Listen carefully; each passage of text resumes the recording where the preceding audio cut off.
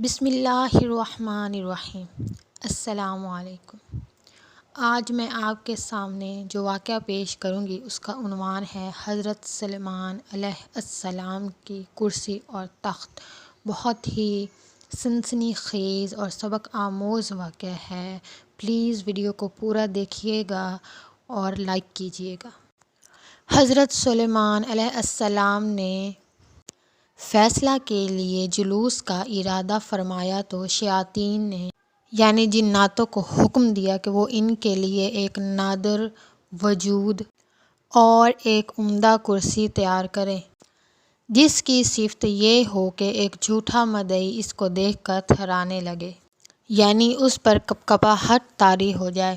ارشاد تعمیل میں ایک ہاتھی کے دانت کی کرسی تیار کی گئی۔ اس کو جواہرات، یاقوت اور موتیوں سے مزین کیا گیا تھا اور جواہرات سے انگور کے درخت بنا کر گھیر دیا گیا تھا، اور جس میں سونے کے 4 کھجور کے درخت ایسے تھے جن کی شاخیں چاندی کی بنائی گئی تھیں۔ ان درختوں کی چوٹی پر 2 گدھ بنا کے بٹھائے گئے اور 2 سونے کے شیر بنائے گئے۔ شیروں کے سروں پر زمرد کے تاج نصب کیے گئے تھے اور اس کو ایسے پتھر پر نصب کر دیا گیا تھا جو اس تخت کو گھماتا تھا۔ حضرت سلیمان علیہ السلام جب اس کے نچلا درجہ پر چڑھتے تھے تو اس پر تمام چیزیں جو بنائی گئی تھی وہ گردش میں آ جاتی اور چکی کی طرح گھومنے لگتی۔ گدھ اور مور اپنے بازو ہلاتے، حتیٰ کہ شیر اپنے پاؤں بچھا دیتے اور دموں کو نیچے زمین پر مارتے۔ ہر درجہ صعود پر یہی کیفیت ہوتی تھی۔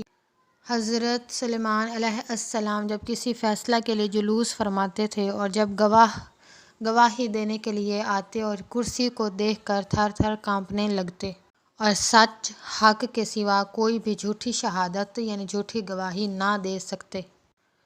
جب حضرت سلیمان علیہ السلام کا انتقال ہوا تو مصر کے شاہ بخت نصر نے اس کرسی کو اپنے قبضہ میں لے لیا، اور جب اس کرسی پر چڑھنے لگا تو شیر نے اس پر ایک ایسی چھاپ ماری کہ وہ وہیں گر گیا اور اسی بے چینی میں آخرکار مر گیا، اسی بیماری میں مبتلا ہو کر آخرکار مر گیا۔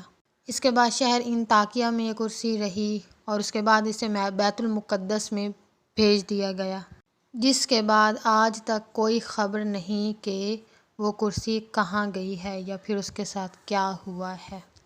اس حکایت سے حضرت سلیمان علیہ السلام کی کرسی اور ان کے حضرت سلیمان علیہ السلام کے انصاف، رعب اور دبدبہ کا پتہ چلتا ہے۔